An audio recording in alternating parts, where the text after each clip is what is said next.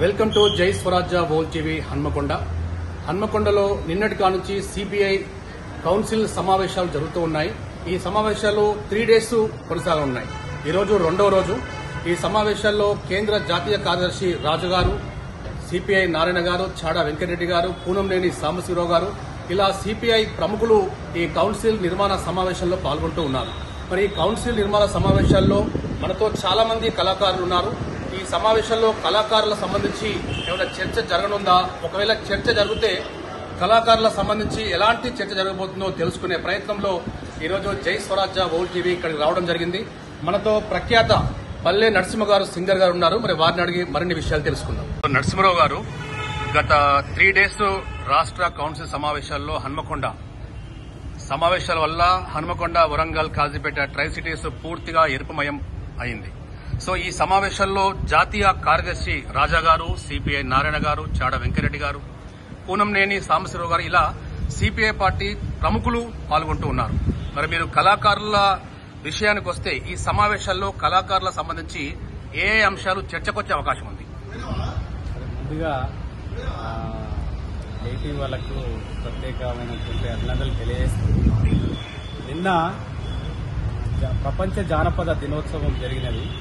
ముఖ్యంగా ఉమ్మడి వరంగల్ జిల్లాలో కళాకారులకు పుట్టినిల్లినటువంటి ప్రఖ్యాతిగాంచి దేశ విదేశాలలో మన వరంగల్ జిల్లా నుంచే కళలున్నాయి. కాబట్టి ఇలాంటి కళల మీద, సాహిత్యం మీద, ప్రజా సాహిత్యం మీద తెలంగాణ ప్రజానాట్య మండలిగా పోరాటాలు నిర్వహిస్తుంది. ఈ మహాసభలలో, ఈ కౌన్సిల్ సమావేశాలలో కళాకారులకు సంబంధించినటువంటి చర్చ ఖచ్చితంగా మేమే ప్రారంభిస్తాం. పార్టీ కూడా ఆ కళాకారుల తరఫున ఉన్నది. అయితే గత ప్రభుత్వం కళాకారులకు గుర్తింపు లేదు. కళాకారులకు ఫస్ట్ కాబట్టి కళాకారులకు గుర్తింపు కార్డులు ఇవ్వాలి. కళాకారులకు ఆరోగ్యపరమైనటువంటి ఇన్సూరెన్స్ సంబంధించినటువంటి కార్డ్స్ ఇవ్వాలి. క్రీడా రంగానికి ఇచ్చేటువంటి ప్రాధాన్యతను కళారంగానికి కూడా ఇవ్వాలి. ఇక్కడ మేము గతంలో హైదరాబాద్ నుంచి హన్మకొండ వరకు బస్ జాతర చేసి కాలేజీ ప్రాంగణాన్ని నిర్మించాలని, తర్వాత మినీ రవీంద్ర భారతిలు ప్రతి జిల్లా కేంద్రంలో నిర్మించాలని, ఆ కవులు కళాకారులకు జీవనోపాధి కల్పించాలని, ఔత్సాహిక కళాకారులకు వాళ్ళకు ఉపాధి కల్పించాలనేటువంటి ఆలోచనతోటి తెలంగాణ ప్రజానాట్య మండలిగా పనిచేస్తున్నాం. ఈ తరుణంలోనే ఈరోజు మమ్మల్ని ఈ టీవీని పలకరించడం అభినందనగా భావిస్తూ, నేడు ఆడపిల్లలు బయటికి వెళితే ఎప్పుడు ఏమవుతుందో అనేటువంటి విషయంతో ఆడపిల్లలు ఉన్న తల్లిదండ్రులను బాధపడేటువంటి అవకాశం ఉన్నది. భారత కమ్యూనిస్ట్ పార్టీ రాష్ట్ర నిర్మాణ కౌన్సిల్ సమావేశాలు జరుగుతున్నాయి. ఈ దేశంలో మతోన్మాదాన్ని ప్రాళదోడడానికి, అదేవిధంగా రాష్ట్ర ప్రభుత్వం ప్రజలకు ఇచ్చినటువంటి హామీలను అమలు చేయాలని, కళాకారులకు ఇచ్చినటువంటి హామీలను గాని, కళాకారుల సమస్యల పరిష్కారం గాని, రైతు కూలీలు, శ్రామికులు తదితర రంగ సమస్యల మీద చర్చ జరిగి భవిష్యత్ కార్యక్రమం పార్టీ తీసుకుపోతున్నది. కాబట్టి ఈ రోజు రేపు సాయంత్రం అవన్నీ విషయాలను తెలియజేస్తారు.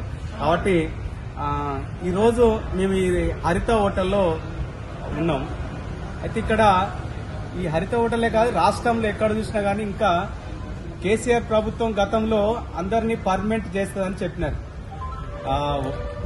దాంట్లో పనిచేసేటువంటి వాళ్ళు కుక్కర్లు కానీ అంతా కాంట్రాక్ట్ ఉన్నారు. దాని తర్వాత తమ్ముడు మన సెక్యూరిటీ గార్డ్స్ వీళ్ళంతా ఎప్పుడు తీసేస్తారో తెలియదు. పర్మనెంట్ అవుతారనేటువంటి ఆశతోటి ఉన్నాం. కానీ ఇప్పుడు వచ్చినటువంటి ప్రభుత్వం కూడా చెత్త ఇంటున్నది కాబట్టి కనీసం కాంట్రాక్ట్ కార్మికులను పర్మనెంట్ చేయాలనేటువంటి ఆశతోటి మేము తెలంగాణ ప్రజానాట్య మండలిగా వచ్చే నెల నుంచి ఎటుగాని జీతం అండి అనే కార్యక్రమం ద్వారా వాళ్ళని కలిసి పాటలు పాడి చైతన్యం చేయాలని అనుకుంటున్నాం. భూపోరాటాలు చేసి ప్రతి రాష్ట్ర వ్యాప్తంగా ప్రతి జిల్లాలలో భూమి లేని, కూడు లేని బీద బిక్కి ప్రజలను తట్టి లేపుతుంది ప్రజానాట్య మండలి. ఆ ప్రజానాట్య మండలికి అండదండగా ఉన్నటువంటి భారత కమ్యూనిస్ట్ పార్టీ రాష్ట్ర నాయకత్వానికి, మమ్మల్ని ప్రోత్సహిస్తున్నటువంటి జిల్లా పార్టీలందరికీ కూడా ధన్యవాదాలు తెలుపుతున్నాం. ఎక్కడ సమస్య ఉన్నా, ఏమి సమస్యలను ప్రజల పక్షాన ప్రజానాట్య మండలి కళాకారులుగా మేమందరం ఉంటాం. మా కార్యక్రమంలో ఇక్కడ ఉన్నటువంటి వరంగల్, హన్మకొండ జిల్లాకు సంబంధించినటువంటి కళాకారులు ఉన్నారు. జై స్వరాజ్ వరల్డ్ టీవీ వాళ్ళు పలకరించడానికి మీ అందరికీ మరొకసారి ధన్యవాదాలు తెలియజేస్తూ సెలవు.